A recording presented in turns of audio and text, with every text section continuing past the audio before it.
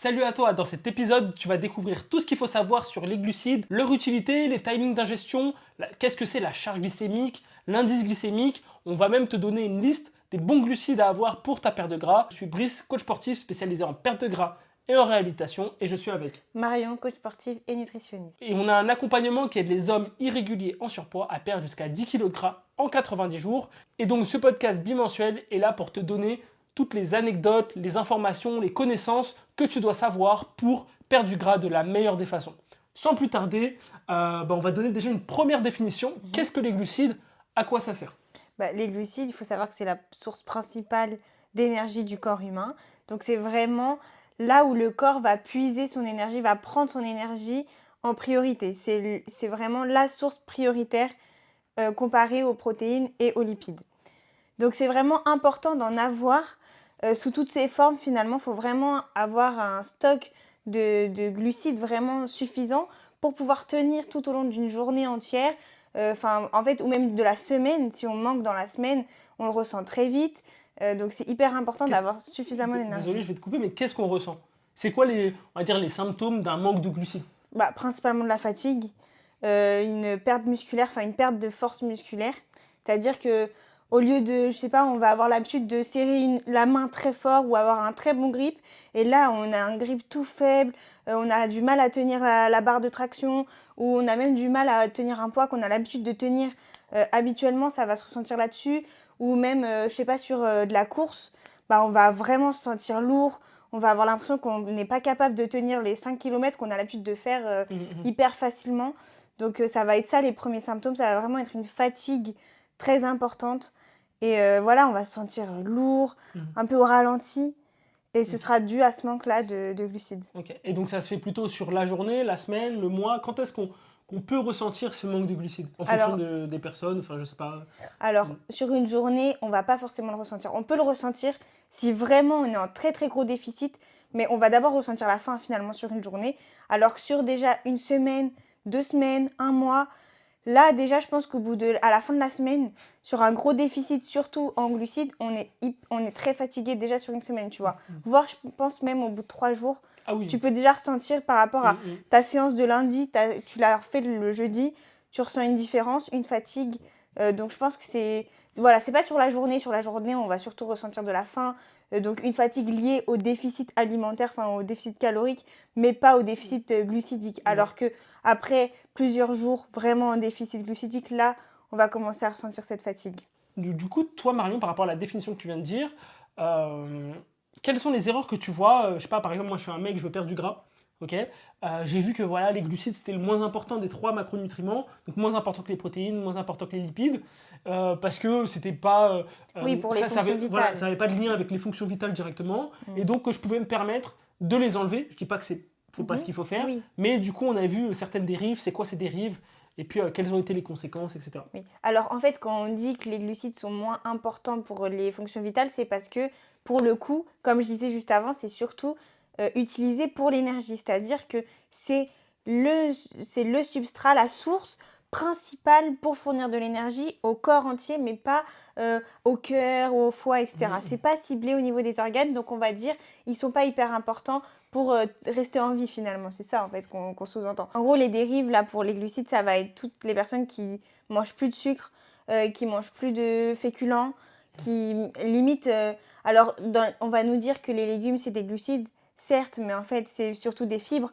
Donc finalement, il n'y a pas suffisamment de sources de glucides à part entière, en tout cas de calories dans ce genre dans les légumes.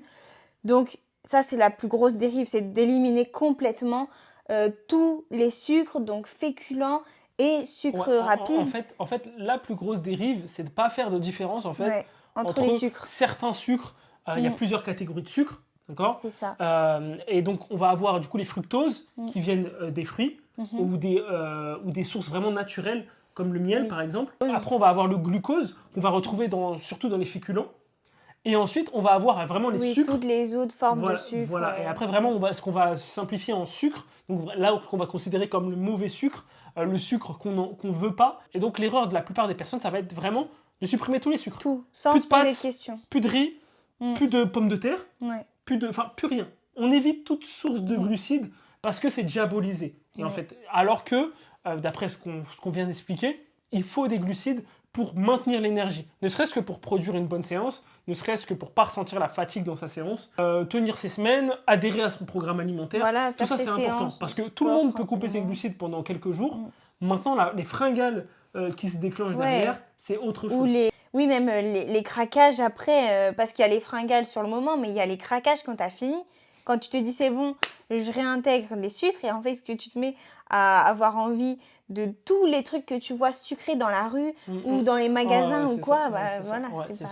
ça. Ça, c'est des signes déjà. T'as tellement été en manque que Ouais. ton corps il te Ça, c'est des réclame signes tout. de manque de glucides. Hein. Mm. Globalement, c'est ok, le corps là, il les demande les glucides. J'en ai besoin, il me faut de l'énergie.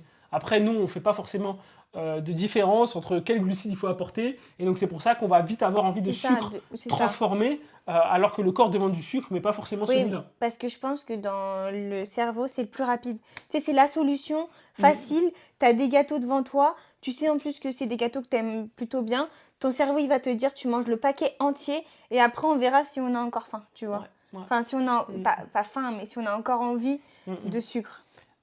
Et du coup, il y a aussi quelque chose qui est beaucoup utilisé, en tout cas, on le voit beaucoup sur les réseaux sociaux, c'est tout ce qui parle d'indice glycémique, charge Mm. glycémique.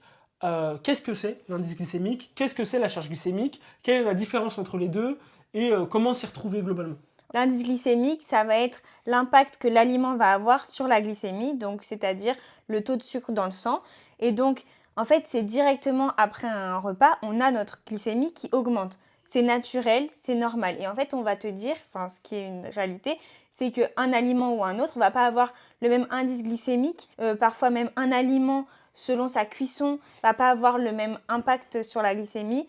Voilà, en fait, ça va être ça, Il y a l'indice plusieurs, glycémique. voilà, il y a plusieurs facteurs qui vont Mm. jouer sur le taux de sucre dans le sang. Et donc, ce qu'on voit beaucoup sur les réseaux sociaux, c'est attention, attention, Oui. attention.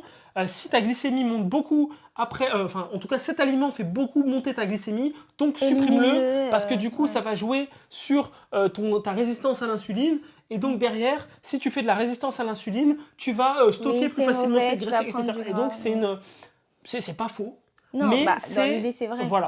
c'est un raccourci qui est fait Oui. très rapide parce qu'en fait, la plupart des gens qui vont parler d'indice glycémique ne parlent pas de La charge la charge glycémique. glycémique. Et c'est quoi du coup la différence entre l'indice glycémique et la charge glycémique? Bah, du coup, la différence pour la charge glycémique, c'est la quantité en fait de l'aliment. Donc, évidemment, si tu prends 100 grammes de pâtes crues, classiques, voilà, machin, l'indice glycémique est élevé. Mais finalement, si tu manges pas les 100 grammes crus de pâtes, bah, tu te retrouves pas avec la même charge glycémique. En fait, la charge glycémique prend en compte la quantité. Voilà. Et donc, on n'est pas juste à dire manger des pâtes, ça fait monter la glycémie. Mm. Non, c'est plus nuancé. Et c'est manger tant de grammes de pâtes fait monter la glycémie C'est ça. par rapport à Vraiment, l'indice. à ce Et donc, c'est point-là, vraiment un etc. petit calcul. Ça va être l'indice glycémique, donc il faut le connaître, fois la quantité de glucides présents dans l'aliment. Et donc là, divisé par 100, et donc Divisé par là, 100. ça va nous donner un indice glycémique. Évidemment, je crois que ça va de 0 à 20, si je ne dis pas de bêtises. Et donc, cette charge glycémique, différente de l'indice, parce que l'indice, ça va de 0 à 100. La charge glycémique, ça va aller de 0 à 20. Et donc, en dessous de 10, on va considérer qu'on a une charge glycémique qui est faible. Entre 10 et 15, on va considérer que c'est moyen. Et plus de 15, entre 15 et 20, Oui, et là, même on va. plus de 20, on va considérer qu'on a une charge glycémique élevée. Et donc, oui, effectivement, en prenant en compte la charge glycémique, il va falloir éviter cet aliment pour pas trop jouer sur l'insuline, tout simplement, pour pas développer une résistance à l'insuline, tout simplement, pour pas avoir des variations trop élevées au niveau de la glycémie et donc trop solliciter les organes nécessaires. Et donc c'est vraiment ça en fait qu'il faut prendre en compte. Et donc, comme on a dit, il y a la quantité du coup, donc c'est l'indice fois la quantité de glucides présents dans l'aliment, mais aussi l'ensemble du repas C'est ça. qui Voilà. est donc qu'on prend en L'équilibre compte. Donc si je alimentaire. mange par exemple du riz, des brocolis et du poulet, c'est un exemple voilà, le classique on va dire, eh ben, je vais avoir la charge glycémique de mon riz, la charge glycémique Des légumes. de mes brocolis, Enfin, des brocolis, et la pardon. charge glycémique de mon poulet. Évidemment, la charge glycémique de mon poulet, c'est 0. Zéro. La charge de mes brocolis, ça doit être proche. Déjà, Oui, c'est c'est moins de pas 10, ça c'est grand-chose, sûr. Ça puisque doit c'est même des être fibres. moins de 5. Et la charge glycémique de mon riz, voilà, ça va être un nombre X ou Y. Et donc, en additionnant tout ça, et en divisant après par 3, on additionne chaque charge glycémique des 3 aliments, on divise par 3, on a au final la charge glycémique du repas. Et donc en fait c'est tout de suite plus nuancé et on est moins dans le attention, il faut arrêter de manger des pommes de terre, par exemple, parce que Oui. ça a un indice glycémique élevé, C'est etc. ça. etc. Sauf que pour arriver à ces niveaux qui nous vendent de glycémie élevée, Oui, il faut de pommes de manger terre, 300 grammes de pommes de terre. Sauf Oui. que dans les faits, personne ne mange 300 grammes Non. de pommes de terre. Et surtout, on mange pas des pommes de terre seules. Et on ne mange pas des pommes de terre seules. C'est souvent accompagné avec une source de protéines, puis voilà. Donc, Et des légumes en plus. oui, souvent. oui, Ah, enfin voilà. voilà. Ça, et puis aussi, ça dépend de la cuisson. Donc, Oui, comme on c'est a ça dit, aussi, la cuisson voilà, va la avoir aussi un vapeur, impact sur cet indice glycémique.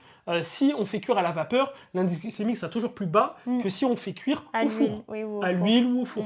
Voilà. Et donc, plus on apporte de transformation à un aliment, plus il va avoir un indice glycémique ça. élevé, tout simplement. Donc ça, c'est quelque chose qu'il faut retenir. L'indice glycémique, oui, il faut le prendre en compte, mais ce qu'il faut surtout prendre en compte, c'est la charge glycémique et l'associer aussi avec le reste des aliments dans une assiette. Mais après, si tu n'as pas envie de te prendre la tête, dis-toi juste que si tu as une assiette équilibrée, C'est si tu as ça. des légumes, une source Y a de pas de glucides risque. et une source de protéines, te prends pas la tête. Oui, et D'accord ? même si tu prends un dessert sucré. Enfin, Oui, voilà. C'est pas ça qui va flinguer une glycémie, loin de là. Tant que l'équilibre, c'est vraiment en fait une question d'équilibre.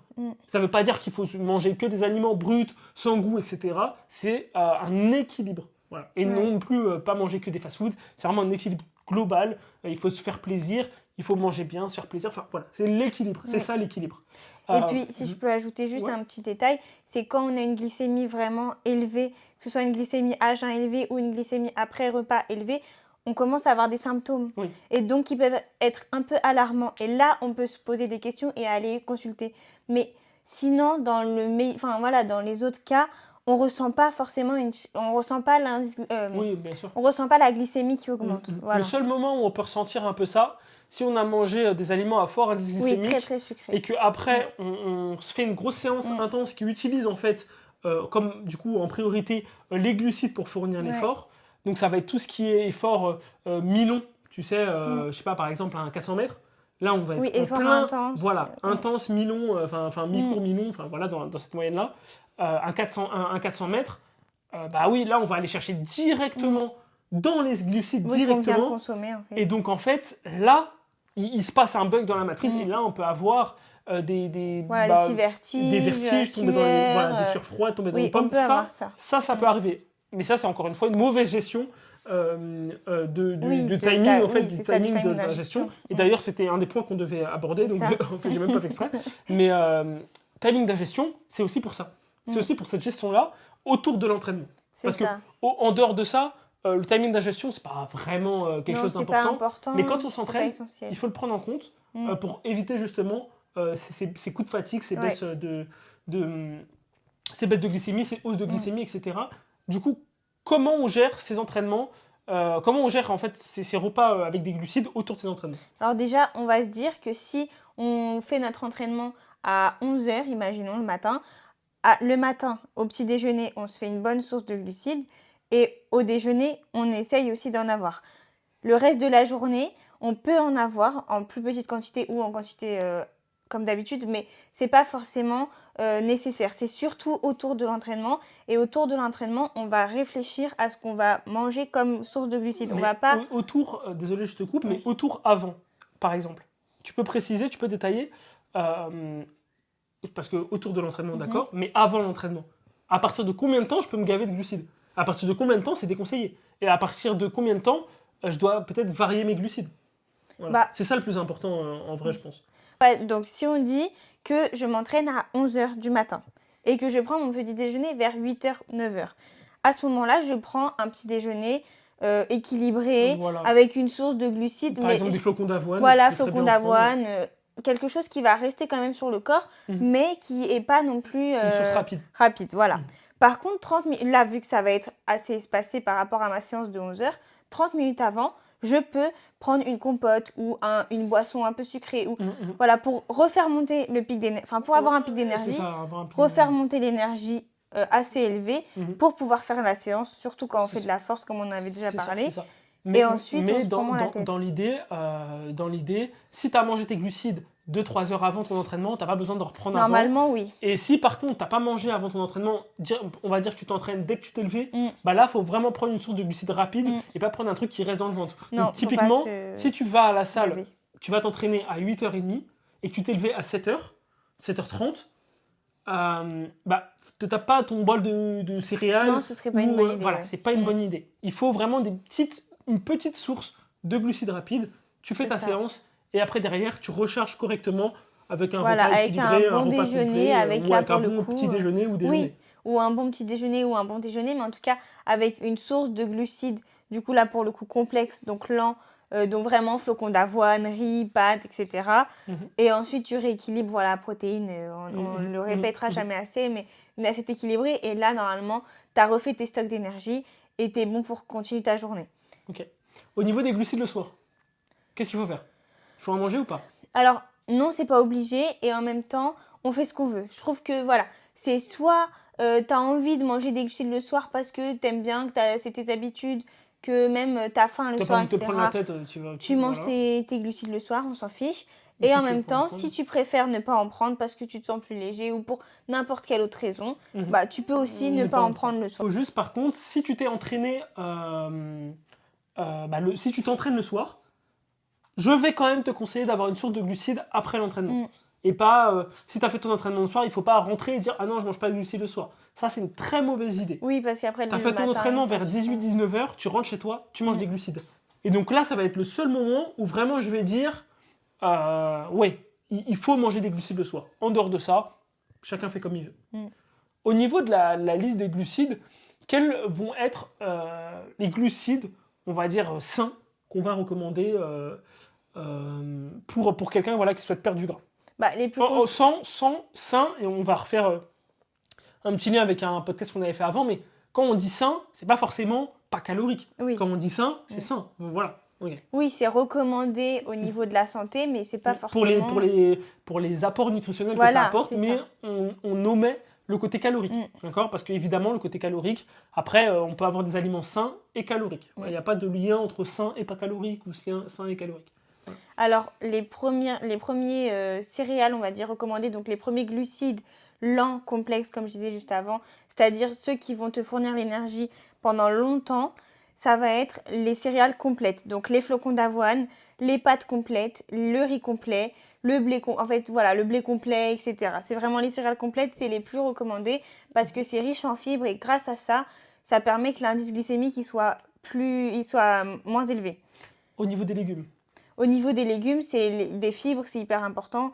C'est tout. Enfin, franchement, j'ai envie de dire. Oui, mais au niveau des glucides. Les racines, donc les pommes de terre, les patates douces, les légumineuses, donc toutes les graines, donc lentilles, haricots rouges, flageolets, pois chiches, etc. Haricots blancs, etc. Tout ça, c'est des Mhm. sources de glucides. Et évidemment, il y a des fibres. De toute façon, si tu manges riz, pâte complet, pommes de terre, patates douces, flocons d'avoine Ouais, et des légumineuses. et des légumineuses, En gros, si tu intègres tout ça dans ton alimentation, déjà, tu as une très bonne base Mhm. pour avoir de très bonnes sources de glucides et de fibres. Et après, pour avoir une alimentation qui va... Et ça qui te permet suit, de en fait. tourner, tu vois, d'avoir Mm. plusieurs sources. Après, on peut cumuler les sources, faire, je sais pas, un riz lentilles, par exemple. Oui. Ça arrive régulièrement. Donc voilà. Mais dans l'idée, manger équilibré, on est à l'abri du risque de manger trop glycémique. Et donc voilà, Oui. tout ce qu'on peut te vendre sur les réseaux sociaux, ça va pas forcément être très pertinent à ce niveau-là. Sauf si les personnes parlent aussi de charge glycémique. Mm. Dans ce cas-là, il faut prendre en compte, si je sais pas, si tu voulais suivre une diète particulière qui met en avant, de faire attention à ces indices glycémiques, etc. Il n'y a pas que l'indice à prendre en compte, il y a aussi la charge. Voilà, c'est tout ce que je voulais dire.